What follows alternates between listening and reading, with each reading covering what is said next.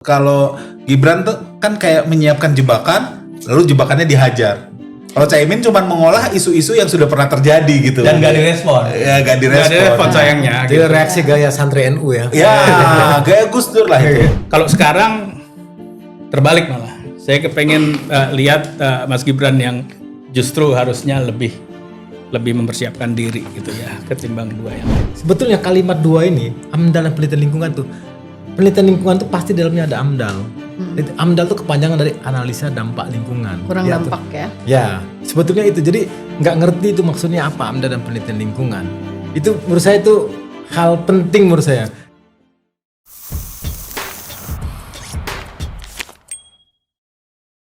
Halo Sobat DN, berjumpa dengan saya Yasmin Muntas dalam review debat Cawapres kedua atau debat Pilpres yang keempat. Dan bersama saya sudah hadir Bung Agus Pratamasari, CEO Landscape Indonesia, dan Bung Penta Peturun, Wasekjen DPP Kadin, juga komika yang sekarang lagi banyak juga nih di mana-mana. Bung Semi, not a slim boy gitu. Oke, kita mau review debat yang udah kita saksikan semalam ya, hari Minggu. Nah, gimana menurut Anda? Anda dulu deh. Ya, overall dibanding debat Cawapres yang pertama ini jauh lebih menarik ya, dan lebih substantif juga. Sayang dikotori oleh gimmick-gimmick Gibran yang terlalu vulgar ya menurut saya, dan banyak nggak kena juga. Jadi kalau misalnya Caimin memang bermain gimmick juga, dia singgung soal MK sedikit-sedikit lah, tapi bukan menjadi materi utama dari debat dia, cuma sedikit menyinggung. Tapi kalau Gibran di sini yang tadi tanya-tanya soal terminologi baru soal greenflation dan sebagainya, itu dijadikan inti dari debat dia. Dan kita jadi nggak mendapatkan apa-apa. Jadi sebenarnya Gibran ini mau ngapain? Ya, mau menjelaskan program dia ke rakyat atau mau menunjukin bahwa gua tahu banyak tentang terminologi yang lu nggak tahu gitu. Jadi sebenarnya nggak nyampe juga, dan ini bisa backfire sih. Memang keren kelihatannya sebagai sebuah showmanship ya, keren doang. Tapi nanti kita lihat aja deh respon dari netizen kayak gimana. Kalau sekilas saya checking di akun Twitter saya dan Instagram sih banyak yang bilang bahwa ini udah too much lah, apalagi yang dia pakai act out gitu ya. Saya lihat cari nih jawabannya Pak Mahfud di mana gitu kan, itu udah bermain acting gitu. Jadi terlalu banyak gitu. Tapi kan kayak Caimin juga ngomong soal ijazah palsu, soal MK itu kan memang itu disayangkan sih. Juga sih sebetulnya. Ya, aku sayangkan sih kalau dia bawa-bawa situ ya, karena itu juga sebenarnya tuduhan yang belum jelas ya. Kalau MK kan jelas ya di depan mata dia pakai mengolah itu, menurut saya itu valid. Tapi kalau ijazah palsu ini masih gorengan juga ya. Tapi ya itu yang mau kita sikat di sini siapa? Bapaknya Gibran. Kan nggak ada terbukti juga bahwa dia itu ijazah palsu atau sebagainya, nggak ada buktinya. Itu cuman rumor yang cuma mungkin sebenarnya Caimin tuh bereaksi sih atas gimmicknya Gibran dulu kan, yang artinya gitu dari ya. sisi negatifnya dia agak kepancing gitu kan. Hanya ya oke lah. Overall Caimin sendiri dibandingkan debat 1 ya jauh lah. Jauh. Dan gimmick-gimmicknya Gibran di debat 1 itu berhasil. Gorengan buzzernya dia juga bilang bahwa Caimin gak ngerti dan sebagainya. Kalah debat, bisa dibilang to be fair saya pendukung 01 sih, tipis-tipis, dan orang juga udah tahu lah ya. udah tahu kan di debat di desak Anies saya juga udah ngaku gitu kan. Tapi saya akui di debat pertama itu Caimin kalah dan terlalu banyak gimmick. Terakhir pakai slepotnomik dan sarung yang digituan, dan udah nggak lucu masih dipakai terus, diulang-ulang sama Caimin. Tapi yang di sekarang justru Gibran yang menurut saya bumerang. Jadi jurusnya sama dengan yang di debat pertama, main singkatan, main ini, terus kayak gaslighting juga ya. Bagaimana Caimin? Pak Tom Lembong kan, wah gitu kan. Masa Caimin nggak ngerti tentang LFP ya, lithium ferrofosfat. Mungkin kalau pertanyaannya, jadi tujuan Gibran bertanya itu apa? Kalau tujuannya supaya dimengerti oleh orang yang ditanya, kan sebenarnya Pak Tom Lembong sering ngomongin bahwa lithium dan sebagainya dipakai dan sebagainya. Jadi sebenarnya 01 ini anti nikel. Itu kan sebenarnya lebih nyambung, tapi ini belum apa-apa udah ngomong soal FP. Jadi kayak di gaslighting dulu, nih lu ngerti atau enggak? sama dengan ke Prof Mahfud juga. Saya pakai greenflation. Greenflation. Sebentar, saya nggak jelaskan dulu karena kan Pak Mahfud ini profesor. Wah, itu tengil banget sih. Saya hanya akan menjelaskan kalau memang pertanyaan saya kurang jelas. Iya, Tadi kalimat saya nggak jelaskan kan mungkin Pak Mahfud udah mengerti kan dia profesor, tapi Iya. sambil ngeledek. Oke, ke Mas Agus dulu nih. Anda ngelihatnya seperti apa? Saya setuju bahwa yang sekarang lebih baik ya kualitasnya dari yang kedua kemarin.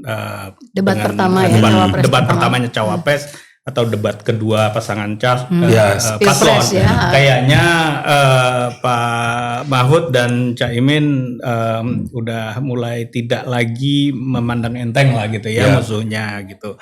Dan saya kira itu positif. Justru malah sebetulnya Mas Gibran yang mestinya kan ini sudah ada ekspektasi nih dan mereka pasti udah akan menyiapkan diri, mestinya beliaunya bisa lebih siap daripada yang kemarin dulu gitu ya. Yang kemarin itu kan menang dia karena dia yang paling siap tuh gitu. Sekarang mestinya dia lebih siap lagi dan ada beberapa miss opportunity sih saya lihat dari dia. Tadi kita udah sempat ngobrol bahwa misalnya soal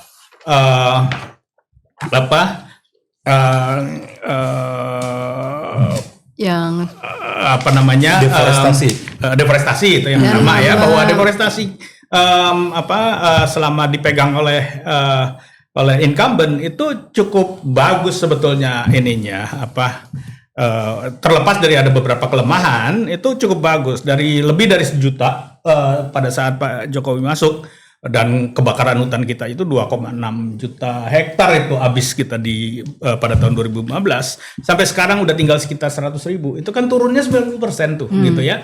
Itu nggak dikapitalisasi sama sekali, bahwa itu adalah sebuah kemenangan gitu ya, itu sesuatu yang keberhasilan. Nah, ada beberapa permasalahan tentu saja di situ, yang beberapa yang mungkin kasuistik, mungkin sistemik, kayak tadi food estate gitu kan, itu kan juga bermasalah, itu beberapa ratus ribu hektar dibuka dan kemudian hasilnya belum bisa dilihat. Ya bisa ngeles sih, misalnya bilang panen pertama, panen kedua ya jangan diharapkan terlalu banyak, tapi nggak bisa ngelesnya begitu gitu ya. Ada beberapa hal yang memang di situ salah. Pengampunan lebih dari 3 juta hektar yang sudah konon terlanjur diambil untuk hal-hal yang bukan untuk forest, itu juga untuk hutan gitu ya, itu juga permasalahan. Kemudian ketiga adalah menggunakan kebun kayu sebagai cara untuk mereforestasi. Itu kan juga hal yang selalu dipertanyakan orang. Ini kita ngomong soal reforestasi, kok yang muncul adalah kita tanami hutan jati misalnya, atau yang sesuatu yang bakal ditebang lagi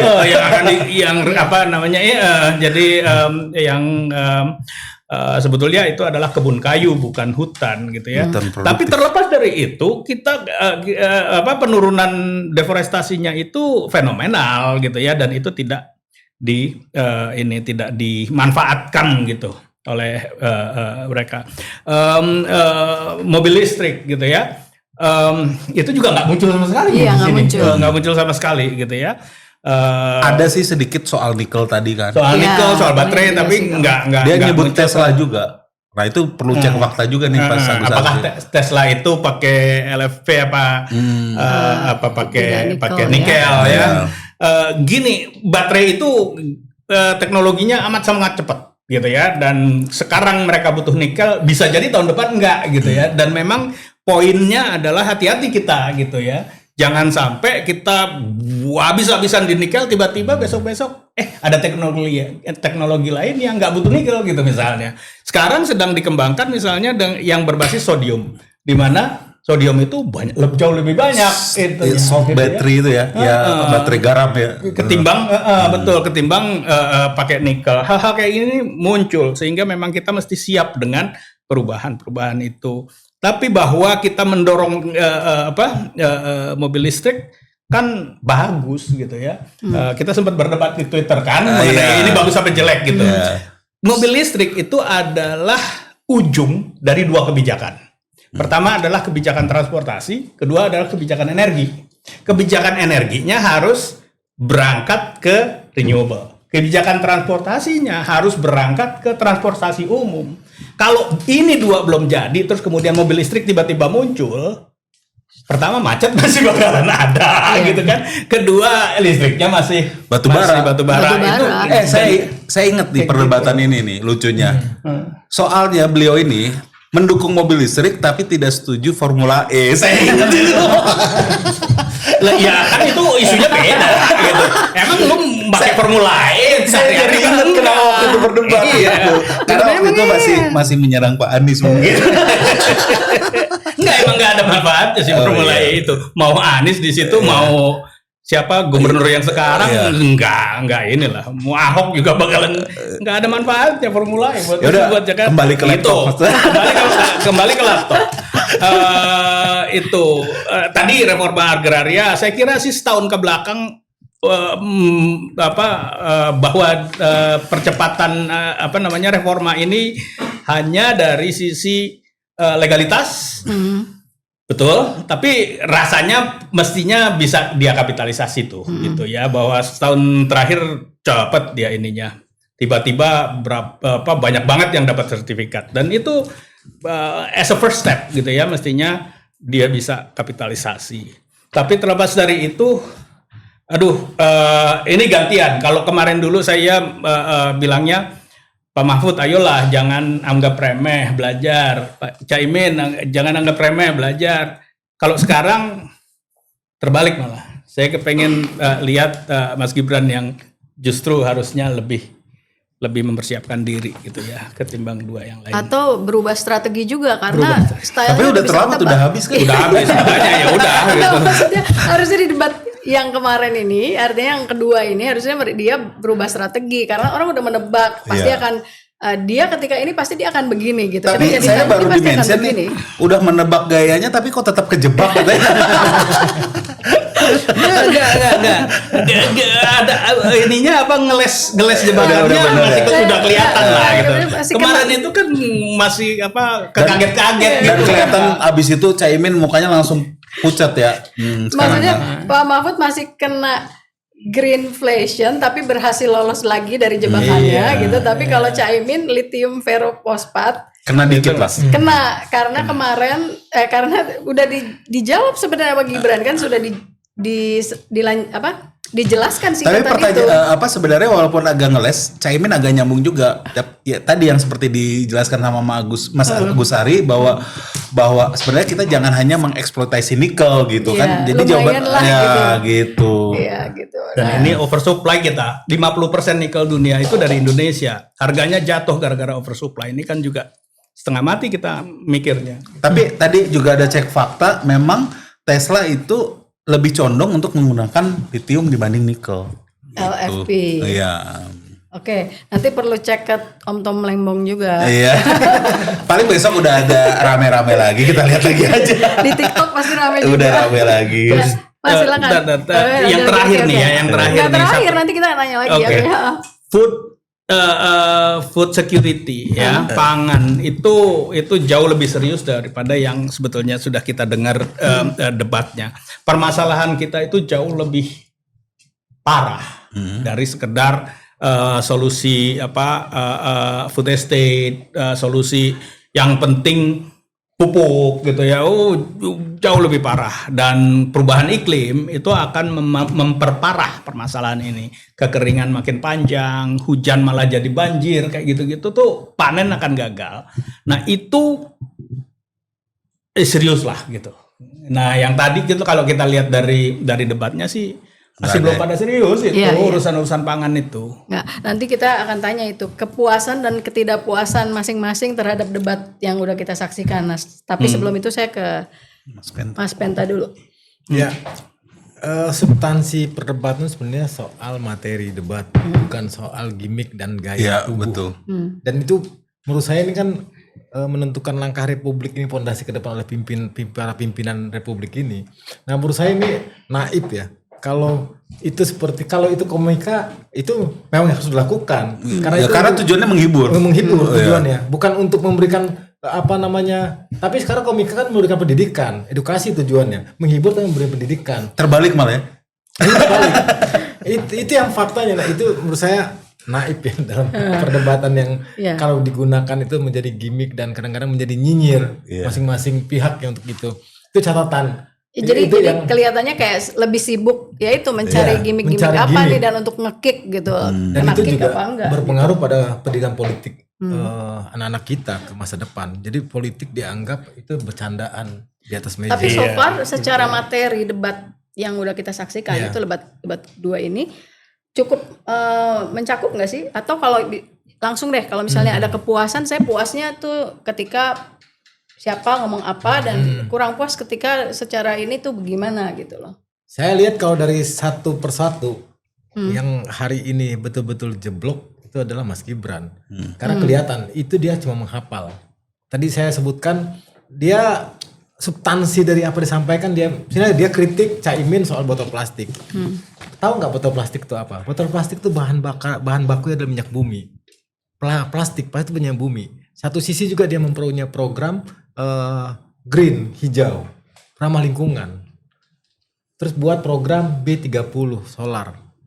B30. Sekarang mereka akan buat program B40 sampai dengan 100. Tapi sisi juga akan buat pabrik pupuk di Pak-Pak. Bahan bakunya apa? Bahan bakunya itu minyak bumi. Asam sulfat, sulfur. Itu asalnya dan 70% itu dari luar bahan bakunya. Nah, menurut saya itu kontradiktif antara pernyataan, ungkapan dengan yang substansi sekali. Jadi untuk green tapi satu sisi menggunakan pengerusakan lingkungan. Itu catatan penting itu soal itu. Yang kedua, saya bilang pemahamannya Mas Gibran soal lingkungan, saya nggak perlu analisis macam-macam, cuma cukup ngelihat. Dia mengulangi 3 kata. AMDAL, penelitian lingkungan dan Sustainability Report. Ya, Sustainability Report. Nah, 3 itu dia berulang kali. Sebetulnya kalimat 2 ini, AMDAL dan penelitian lingkungan tuh, penelitian lingkungan tuh pasti dalamnya ada AMDAL. AMDAL tuh kepanjangan dari analisa dampak lingkungan. Kurang dampak ya? Ya, sebetulnya itu. Jadi nggak ngerti itu maksudnya apa AMDAL dan penelitian lingkungan. Itu menurut saya itu hal penting menurut saya. Tapi kalau penguasaan materi program, menurut saya Caimin tuh menguasai materi programnya. Terakhir dia tutup dengan closing statement ya, ada 5 program yang disampaikan. Itu dia clear menyampaikan, dia memahami ya, karena dia memang politisi dan dia hidup di dunia organisasi, dia menyampaikan cukup sistematis menyampaikan program yang mereka usung. Nah, pemahaman materi juga dikuasai oleh Pak Mahfud, terutama soal reforma agraria. Dia memahami karena dia berbicara soal konflik pertanahan, pengatasi pertanahan. Karena dia memang profesor hukum konstitusi, dia ngerti soal undang-undang agraria. Nah, prinsipnya dia ngerti soal itu. Nah, pertanyaannya adalah mampu nggak beliau untuk melakukan itu karena paslon presidennya bermasalah di Wadas dan Kendeng. Itu bermasalah. Dan pertanyaan Wadas nggak keluar ternyata ya. Enggak. Dan itu nggak terbuka. Nggak keluar, ya. Dan Rempang juga nggak terbuka. Nggak ada yang nanya. Dan ya, kalau Wadas ditanyakan untuk menyerang pasangan Ganjar, dia udah punya jawaban ya. PSN tadi. Iya. Pasti yang kena akan 02. Iya. Satu itu, tapi kedua juga itu kan masalahnya Pak Ganjar bukan Pak Mahfud gitu. Jadi nggak pas juga. Iya, tapi maksudnya mereka kan selama ini juga berharap ditanyakan gitu, tapi ternyata nggak ada yang nanya. Ini menjadi bukti bahwa mereka nggak janjian apa gimana tuh? Itu masih teori konspirasi saya. Mereka nggak janjian. Nah, saya nambahin. Mas Emi tuh merasa mereka janjian, tapi nanti soal tapi hebat juga, nggak janjian aja udah TikTok. Ya, saya nambahin aja. Rempang, Kendeng, terus Wadas dan sebagainya itu residu dari konflik yang sisa-sisa semua. Gak pernah tergambar dari 3 calon paslon ini menggambarkan soal penyelesaian konfliknya itu seperti apa. Soal pupuk pertanian, ramah lingkungan, penyelesaian lingkungan hidup dan sebagainya, itu akar masalahnya adalah soal penguasaan terhadap reforma agraria. Harusnya diselesaikan dulu soal itu yang kita sebut dengan tawarannya. Tidak ada tawaran yang pendekatan pembangunan itu berdasarkan kemanusiaan. Tawarannya adalah bagaimana mengatasi basicnya adalah hak asasi manusia. Nah, kalau pendekatan kemanusiaan dan basicnya hak manusia, right of developmentnya itu pendekatan itu, menurut saya konflik itu tidak akan terjadi. Itu satu. Yang kedua, untuk mengatasi itu sebetulnya tawaran yang harusnya dilakukan Indonesia presiden ini adalah namanya transitional justice. Selesaikan persoalan konflik agraria. Penyelesaiannya apa? Pertama pengungkapan konflik pertahanan seperti apa, yang kedua pengembalian, rehabilitasi, yang ketiga tidak melakukan pengulangan. Nah 3 ini dilakukan, kan bisa dilakukan ketika dikembalikan misalnya konflik pertahanan itu, maka orang itu tidak harus dihukum. Tapi negara memberikan jaminan bahwa tidak jadi pengulangan terhadap pelanggaran itu sendiri. Jadi dari 3 pasang calon itu tidak ada yang namanya untuk melakukan transitional justice, penyelesaian. Jadi itu mungkin bisa dibilang bahwa kalau ada ketidakpuasan atau yang disayangkan itulah intinya begitu ya. Itu. Oke. Kalau statementnya Caimin bilang tobat ekologis itu bukan itu ya, beda gitu. Ya, tobat ekologis kan dalam satu konteks lingkungan, tapi dia tidak melakukan penyelesaian. Jadi pertama kan harus diungkap. Ya. Di mana pelanggaran, misalnya tanah rakyat yang diambil di Kalimantan Tengah, kan diungkap dong. Ini memang tanah negara, atau tanah rakyat, atau tanah marga, tanah adat, atau tanah milik swasta. Diungkap dulu, karena tumbang tindih yang tadi disebutkan. Ya, tapi memang selalu akhirnya akan balik juga ke durasi ya, karena keterbatasan durasi. Saya lihat juga tadi beberapa kali kayak Pak Mahfud tuh hampir kehabisan seringkali, kekurangan waktu ya gitu. Beberapa kali yang paling jelas nyanyi kelihatan. sih. Tapi waktu nyanyi malah pas. Jadi harus sambil nyanyi. Nadanya pas ya. Oke, kalau Mas Agus gimana? Secara ini kalau ada saya menyayangkan sayangnya begini gitu, tapi kalau secara puas sih oke dari sisi ini gitu. Tadi saya udah sebutkan apa yang saya sayangkan dari Mas Gibran ya. Jadi kalau dari Caimin saya kira sih nggak punya banyak masalah. Caimin itu jauh lebih siap kayaknya sekarang dibanding tadi. Dan saya kira bagus bahwa yang dia soroti adalah ini adalah masalah-masalah yang harusnya masalah strategis, bukan masalah teknis, bukan masalah-masalah kecil gitu. Dan harusnya pemikiran dari sebuah cawapres itu adalah dari masalah-masalah strategis gitu. Mengenai bioregion tadi saya kira itu pertanyaannya bagus banget gitu ya. Sayang nggak terjawab dengan baik, dan mestinya juga Caimin bisa lebih mengkapitalisasi gitu. Apa ide dia gitu ya? Bagaimana seharusnya gitu. Jadi bagaimana seharusnya Mas Gibran merespon gitu. Jadi itu yang ini. Pak Mahfud ini juga permasalahan-permasalahan adalah beberapa hal yang dia kritik mengenai pemerintah sekarang. Itu juga beberapa diantaranya kan dia yang ngerjain gitu ya. Jadi Menko-nya malah. Menko-nya makanya gitu ya. Jadi hal-hal itu yang saya kira sayangnya yang lain kayaknya nggak ngeh gitu ya. Jadi nggak dikejar gitu. Jadi itu yang saya kira bagus. Beberapa hal mengenai pangan ini dia kayaknya menguasai ya. Dia sebut bahwa pangan tidak berdaulat, petani makin sedikit, subsidi makin naik dan sebagainya tuh saya kira bagus. Pada umumnya sih gitu ya. Sebetulnya nggak ada yang benar-benar komprehensif gitu. Udah di ranking aja, ranking satunya siapa? Oh belum ya? Belum nyampe ke situ. Sekarang berarti kalau Bung Semi bilang ada tim up antara 1 dan 3 janjian. Saya nggak yakin. Kalau saya sih yakin. Nggak yakin juga sih. Sebenarnya itu cuman teori konspirasi saya. Karena pas pertanyaan terakhir kayak kurang nyambung ya. Iya.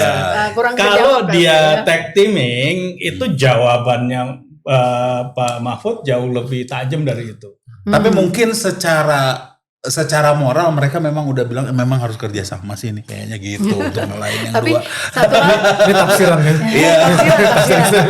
Tapi kalau yang saya lihat juga di malam yang debat ini adalah yang nggak melakukan gimmick sama sekali Pak Mahfud ya kayaknya. Iya, itu harus cuma kita nyanyi appreciate. aja terakhir. Nyanyi gimana? Dan itu juga nggak nyerang kan? Iya tidak nyerang. Nggak Tapi nyerang. kalau Caimin dan Gibran saling serang lah ya. Saling serang, tapi Caimin lebih smooth harus diakui, lebih smooth karena apa Masuknya yang dia pas serang ya. tuh konteksnya benar. Kalau Gibran tuh kan kayak menyiapkan jebakan, lalu jebakannya dihajar. Kalau Caimin cuma mengolah isu-isu yang sudah pernah terjadi gitu. Dan gak direspon. Ya gak Gak direspon. direspon sayangnya. Itu reaksi gaya santri NU ya. Ya, gaya Gus Dur lah itu. Ya kan? Ya, kalau Gibran nyerangnya kiri kanan, Pak Mahfud diserang juga, itu juga diserang. Cuman kok yang dibawain Ebit GAD, generasi zaman BTS now mana ada yang BTS harusnya. yang kenal Ebit GAD gitu kan. Oke, sekarang kita baru bagian ranking. Aku sebelum ranking aku mau bilang bahwa Tadi sebenarnya ya minta Gibran itu, ini kalau kita tarik mundur, sebenarnya dia kan kalau orang bilang anak haram konstitusi, ya kan. Saya sedikit banyak setuju dengan itu, tapi proses dia menjadi politisi itu kan bisa dibilang instan ya. Dia tiba-tiba dicalonkan oleh PDIP untuk menjadi calon wali kota di Solo. Bukan dicalonkan oleh PDIP. Iya, artinya dicalonkan kan? Artinya Akhirnya dicalonkan oleh PDIP. Padahal PDIP punya kader-kader yang lain kan. Tapi waktu itu masih baik hubungannya dengan Bu Mega memilih dia. Dan dia itu nyaris melawan kota kosong, tapi supaya enak tuh dibikinin lawannya yang sebenarnya tidak berdaya juga dan pasti menang. Untuk kalah. Dan dia lolos gitu. Iya. Terus ketika dia lolos memimpin Solo, dibikinlah proyek-proyek yang mentereng di sana. Final Piala Dunia ada di sana dan sebagainya. Sehingga Solo kelihatan hebat gitu. Dan dia sebagai pemimpin Solo menjadi seorang figur yang berhasil.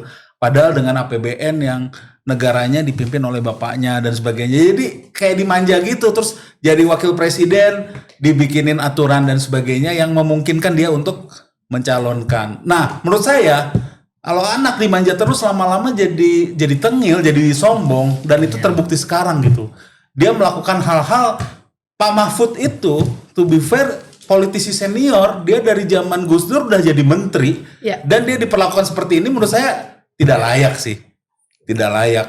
Itu gara-gara kelakuan anak manja itu, jadi dia bilang bahwa yang saya lakukan ini benar karena didukung nih sama paman, sama gitu loh. Karena orang ketika sudah merasa setara, mungkin ada perasaan bahwa equal gitu, sehingga padahal mungkin ada tetap harus dilihat aspek senioritas dan sebagainya. Padahal sebenarnya kalau mau menyerang Pak Mahfud tuh gampang kayak tadi yang Mas Agus bilang. Pak Mahfud mengkritik pemerintah, sedangkan Pak Mahfud kan bagian dari rezim ini dan yang Menko Polhukam. Nah itu sebenarnya nggak pernah Gibran ngomong gitu. Itu sebenarnya serangan yang valid. Tapi mungkin dengan menyerang itu dia menyerang bapaknya juga, jadi bingung. Itu makanya mungkin dia takut juga kan nyerang bapaknya. Kepecik air di dulang. Mau mencik air di dulang. Tapi sebenarnya kalau dia nyerang sendiri. Pak Mahfud itu valid dan itu go ahead. Tapi mungkin ya itu jadi bapaknya juga kena. Oke, sekarang ranking. Ranking ya, kalau menurut aku tetap Pak Mahfud yang ini, tapi Caimin gak jauh-jauh lah. Jadi kalau nilainya sampai 10, bukan Pak Anies kan sampai 100 ya, sampai 10 lah. Pak Mahfud mungkin 8, Caimin 7,5 lah, atau 7,8. Nah Gibran ini berapa ya? 5,5 deh. Artinya udah merah gitu, menurut saya udah merah. Karena dia kemakan gimmicknya sendiri kalau menurut aku. Dan pengulangan lah ya. Ya gitu loh. Oke, Mas Agus. Saya langsung ke ranking aja deh, karena semuanya udah lengkap ini kan. Dan ini mesti ada disclaimer duluan bahwa ranking ini tidak mencerminkan pilihan saya. Ini juga kan tadi tidak mencerminkan pilihan kan. Objektivitasnya dulu gitu ya. Objektivitasnya dulu kalau saya sih merasa bahwa yang juara ya, malam ini adalah Caimin. Tapi Pak Mahfud itu nggak jauh di bawah. Itu mungkin 0,1, 0,01. Kenapa Pak Caimin juara? Saya kira dia mengemukakan baik pertanyaan, jawaban maupun pendapat dan visinya beliau itu jelas, bagus dan tepat sasaran gitu ya. Jadi jauh banget bedanya dengan misalnya Caimin yang dulu gitu, yang debat sebelumnya gitu. Jadi saya kira itu, dan respon-responnya dia sih sebetulnya terlepas dari tadi kritiknya dia pergunakan gimmick untuk nyindir-nyindir dan sebagainya ya. Saya rasa itu sih ya semuanya pakai gimmick gitu ya, sehingga ya udah gitu. Dan itu salah satu cara untuk kan memainkan psikologi lawan debatnya sebetulnya. kalau di tempat lain sih debatnya habis-habisan gitu ya, tapi di sini mungkin malah sebetulnya yang terjadi itu masih agak lebih sopan ya gitu. Bisa lebih tajam sebetulnya sindiran itu sebetulnya kalau mau gitu ya. Tapi kan enggak gitu. Dan sindiran itu ya udah gitu, enggak direspon anyway. Ya gitu. walaupun Caimin ada sedikit kepleset ya, maksudnya di LFP tadi ya, maksudnya Iya. sebetulnya udah dijelasin, cuma kata Bung Semi juga jawabannya agak nyerempet-nyerempet lah, jadi masih bisa lah gitu ya. Dua hal di situ. Yang pertama dia tidak menjawab dengan baik, tapi kedua dia juga seperti Pak Mahfud akhirnya nggak bersedia menjawab gitu. Pada akhirnya nggak bersedia menjawab karena udahlah jangan yang kayak ginian yang ditanya gitu, tanya yang lebih strategis lah gitu kan. Dan itu dua-duanya kayaknya sepakat gitu bahwa cara bertanya kayak gitu tuh nggak terlalu baik. Oke, Mas Hanta. Kalau saya ada dua sisi yang saya lihat. Pertama soal tampilan. Kan dalam debat itu kita bicara pidato. Pidato itu bicara tentang retorika. Nah kalau orang belajar retorik yang disebut Plato pada masa itu, dia harus logik. Dia logik dan bisa menarik orang. Dia itu baru tampilan mimik kan. Dari bentuk wajah, jari wajah dan lain sebagainya itu retorik. Nah, karena di sini materinya soal kenegaraan, soal negara ini, harusnya mereka lebih banyak bicara soal itu. Nah, menurut saya untuk tampilan hari ini Gibran jeblok dia. Karena menurut saya udah melanggar aturan mulai dari gaya. Saya nggak tahu. Kan soal etika forum itu juga penting. Di mana tempatnya ada perdebatan yang mungkin ini ada aturannya yang harus diikuti sampai dengan penggunaan aturan kalimat dan posisi berdiri yang melampaui batas. Jadi, menurut saya itu indikasi melabrak aturan untuk ke depan kan. Dan itu menurut saya ini yang saya ngelihat dari tampilan. Kalau untuk yang kedua urutan dari atas ke bawah adalah Pak Mahfud. Dia secara tampilan atau secara secara tampilan. Ya Pak Mahfud menurut saya ya karena mulai dari saya nggak tahu ya timnya memberikan cara berpakaian yang gaya milenial tuh. Iya. Yang menurut saya Penuh emblem ya. penuh emblem gitu ya. Saya nggak tahu motifnya apa. Dan dia begitu kakunya menyampaikan. Dia ya memang kita harus akui beliau adalah profesor yang biasa ngetes orang disertasi doktor. Dia majelis hakim, ketua MK, bisa bersidang. Jadi memang performanya begitu tegas dalam hal ini. Tapi satu sisi kan ini dalam kaitannya menarik suara. Kan menarik orang untuk memberikan dukungan. Tampilannya kan juga harus tampilan kaku-kaku banget. Tapi juga jangan konyol dan tengil kalau bahasa Semi tadi. Kan harus gitu. Nah Caimin menurut saya yang nomor satu untuk tampilan. Dapat ya. Karena dia dapat untuk poin itu. Dia keluar gaya santri NU-nya itu.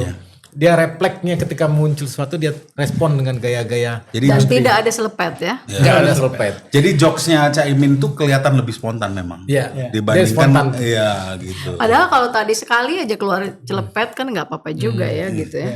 Janganlah udah gagal tuh. Di penutupannya Sebetulnya nggak apa-apa ya. Caimin itu menyitir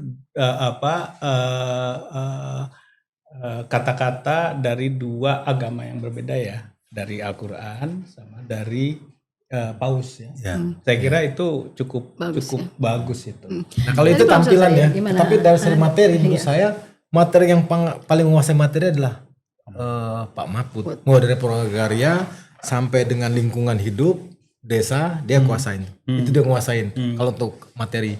Nah yang kedua nggak jauh berbeda itu adalah baru Caimin. Karena Caimin di terakhir sistematik dia menjelaskan programnya. Dan dia luar kepala. Ada 6 poin. Dan menurut saya dia betul-betul full untuk penguasaan materi yang mereka bawa. Penutupannya itu. Nah kalau yang terakhir saya kasih nilai terakhir itu untuk Mas Gibran. Karena dia hanya menghafal. Dari semua program itu dia menghafal. Nggak ngerti substansinya.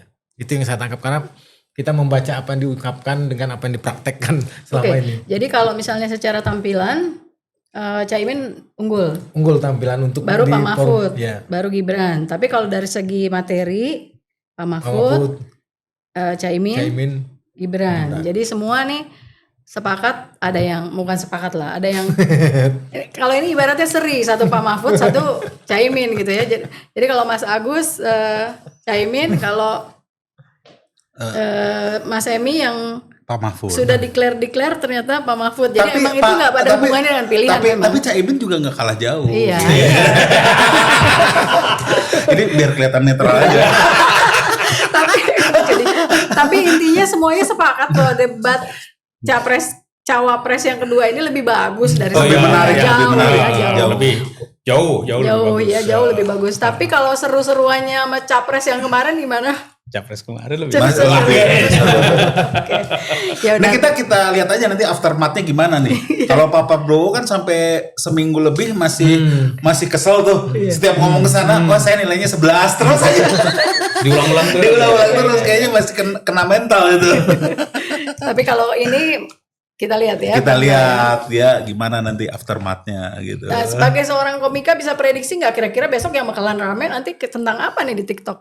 Ya itulah soal act out-nya Gibran itu sangat act out-nya Gibran itu. Karena kayaknya banyak yang kesel sih. Dan saya yakin profesor-profesor yang di belakangnya Gibran ada Yusril Isa Mahendra dan sebagainya juga kayaknya mungkin gemes sama Gibran. Ini ngapain sih?